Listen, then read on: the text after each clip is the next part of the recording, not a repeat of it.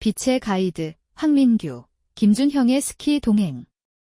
두 사람은 그 어느 때보다 자유롭고 거침없이 스키를 타고 있다.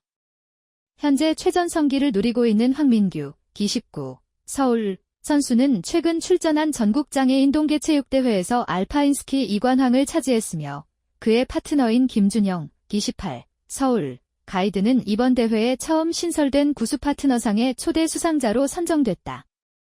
가이드는 눈 그 이상입니다. 제가 꿈을 향해 달려갈 수 있게 하는 존재죠. 황민규 선수. 사진 설명.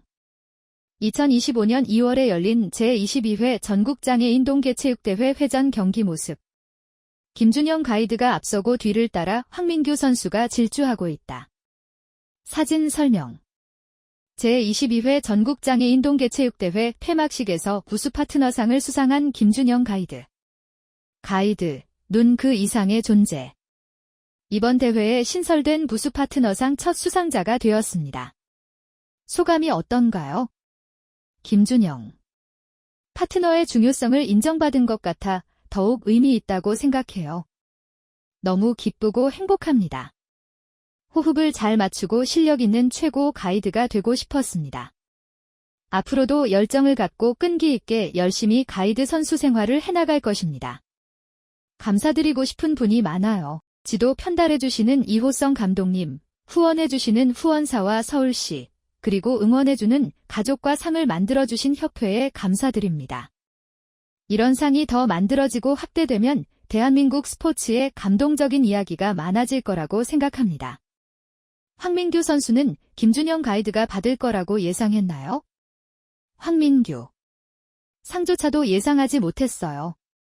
우수 파트너상이 생겨 누구보다 반갑고 기쁩니다.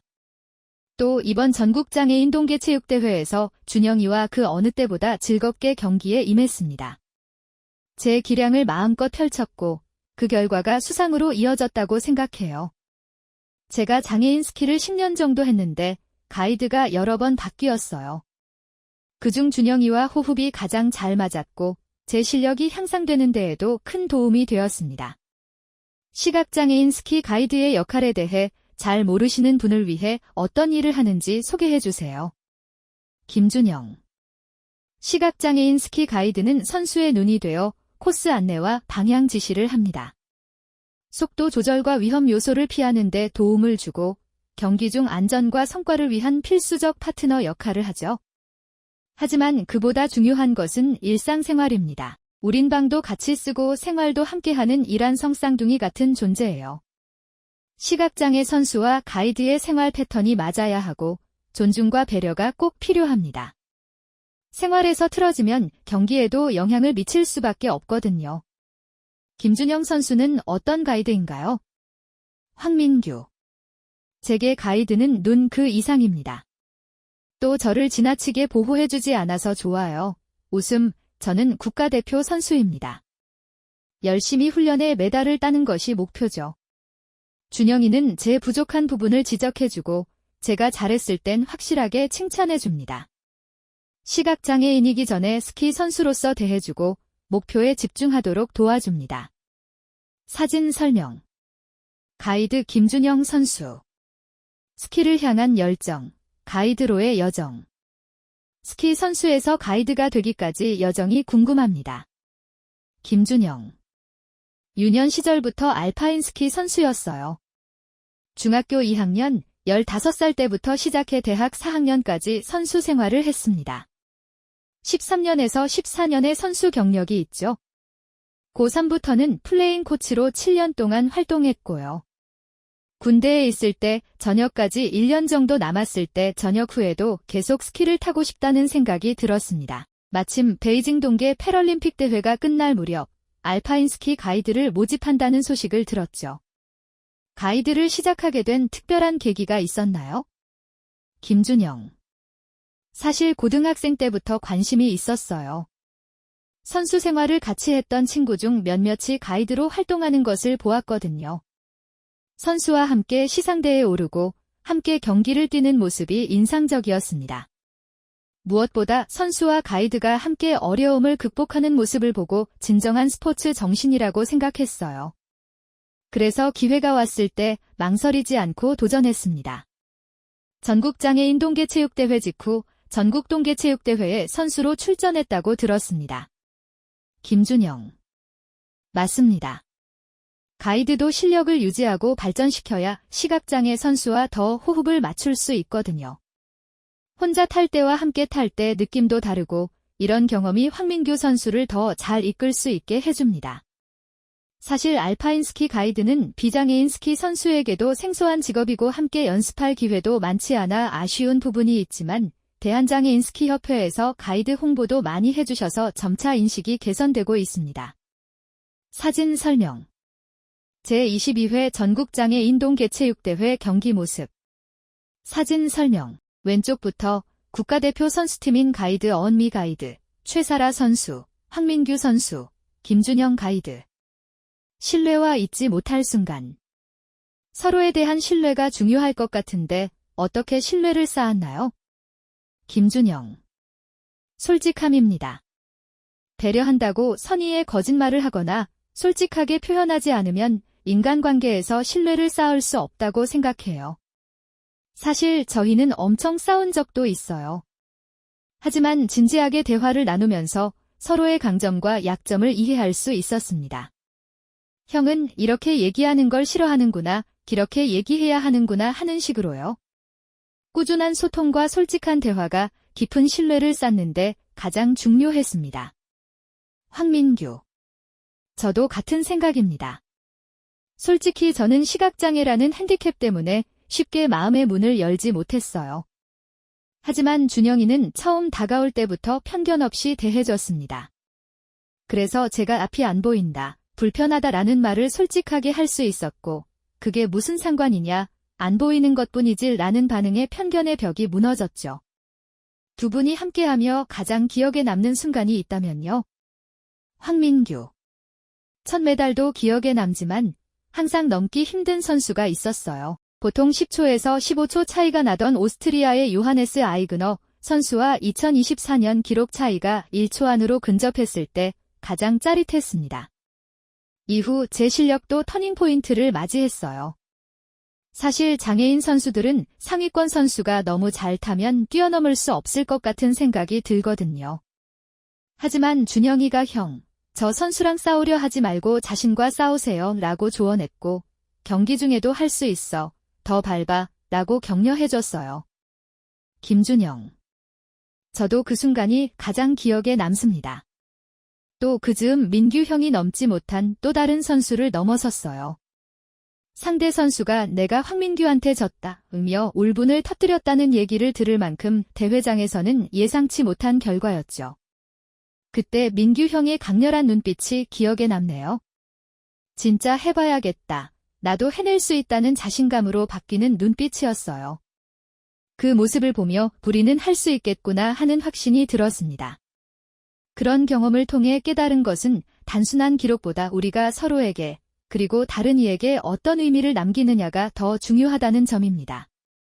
가장 중요한 건 우리가 스키를 사랑하는 사람들에게 귀감이 되는 존재가 되는 거죠. 우리가 그런 존재가 되어가고 있다는 게 가장 큰 보람입니다. 경기 중 의사소통은 어떻게 하는지, 서로 어떻게 호흡을 맞추는지 궁금합니다. 김준영.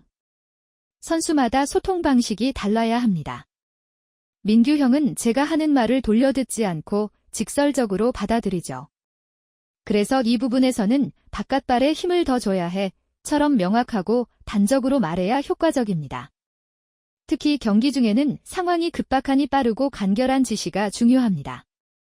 그런 의사소통이 경기력에도 영향을 미치나요? 김준영. 물론이죠. 자신감과 직결되기도 합니다. 선수들은 각자 루틴을 만들고 그 루틴에 맞춰 시합을 치르는데 적절한 소통이 이 루틴을 강화하죠. 민규 형이 자신감을 얻고 최상의 컨디션으로 경기할 수 있도록 어떤 말을 해야 하는지, 언제 격려하고 언제 기술적 조언을 해야 하는지 파악하는 게 제 역할이에요. 결국 이런 소통이 쌓여 신뢰가 형성되고 그 신뢰가 경기에서 성공으로 이어집니다. 이번 전국장애인 동계체육대회에서 2위와의 격차가 압도적이었습니다. 회전 경기 피니시 라인에서 환호하는 모습이 인상적이었는데 본인의 평가는 어떤가요? 황민규. 전국장애인 동계체육대회를 치르기 전에 준영이와 약속했어요. 작년엔 2등과 10초 차이였는데 이번엔 20초로 격차를 벌리자고요. 그간 호흡을 맞추며 연습한 만큼 대회는 즐기자는 마음으로 임했고 결국 목표를 달성해 정말 기뻤습니다. 그래서 피니시 라인에서 저도 모르게 기쁨을 표현한 것 같아요. 도전과 목표, 현실과 미래.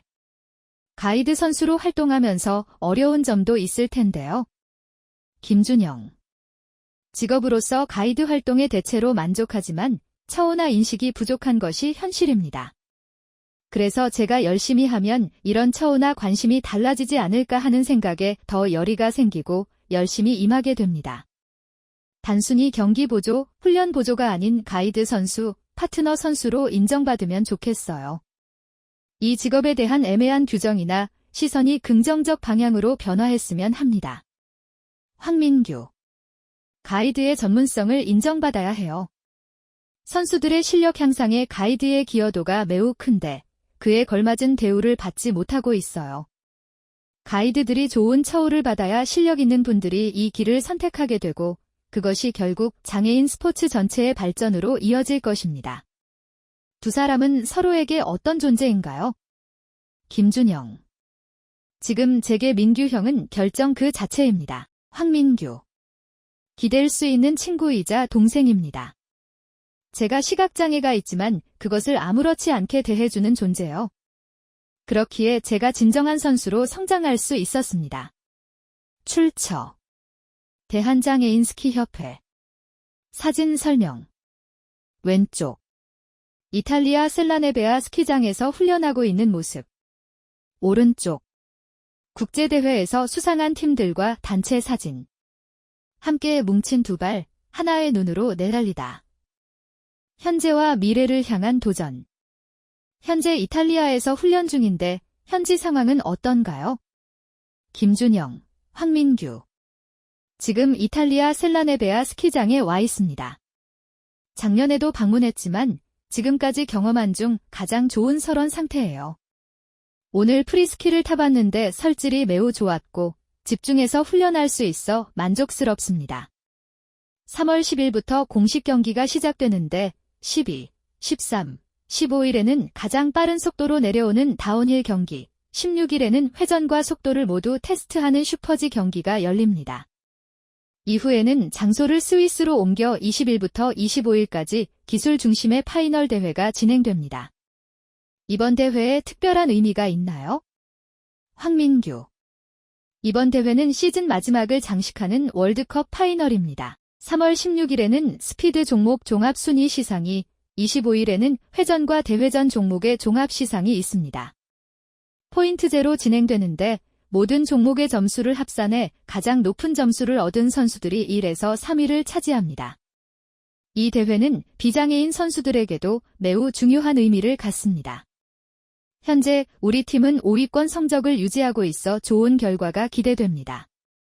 2026 밀라노, 코르티나 동계 패럴림픽 대회를 준비하는 각오가 궁금합니다.